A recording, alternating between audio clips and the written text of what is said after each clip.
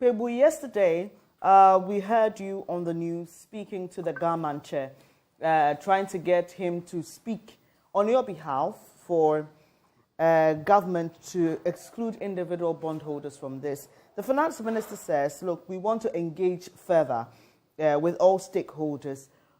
At this point, what is your stance? Are you willing to compromise at any point for anything? Or just like the pensioners and the pension fund managers and owners or subscribers, it's a no-no for you? Yes, Bernice, the last one. It's an absolute no, no, no, no. Because we've already suffered enough. You remember in 2022, through the finance minister's mismanagement of the economy, our CD plummeted. We are also suffering the cost of living crisis. Food prices more than doubled, etc. So we are all burden sharing, and so that is sufficient. Another reason we say no, no, no is that, as a result of the depreciation and other factors, right now as we speak, research shows that we've lost between 50 and 80% of the value of these bonds. Yes, Bernice, between 50 and 80% of the value of these bonds have been wiped off. So what again does the finance minister want? You see? So the finance minister forgets that maybe because he's made hundreds of millions, and this one, Bernice, it's also public record, through Data Bank, which is significantly owned by the finance minister and his friends, they have made money from every borrowing, from every loan we have taken, these bonds. So finance minister, his friends, and President Kufuor's family are now the rich guys in town. So it actually lies ill in the mouth of the finance minister to continue to say we have to sacrifice.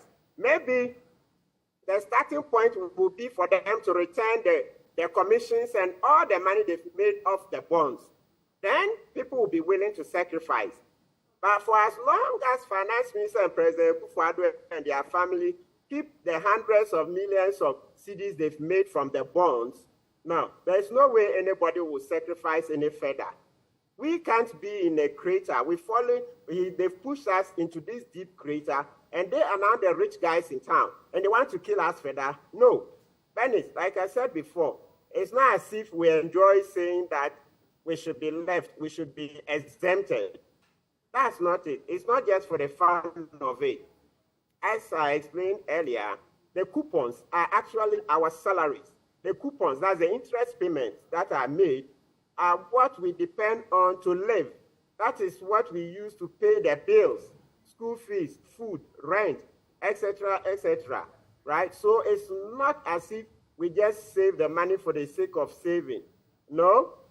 Without this money, millions of our fellow citizens, we are going to die. More businesses are going to collapse. Look,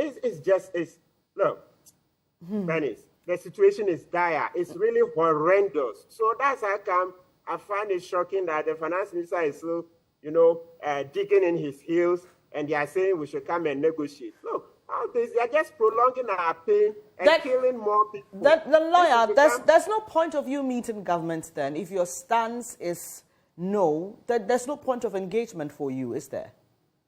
Well, because they've said we should come, by all means, we have to go there and repeat the arguments. Yes, we have to go there and repeat it, because if we don't go, it will be easier for them to say, oh, you never turned up.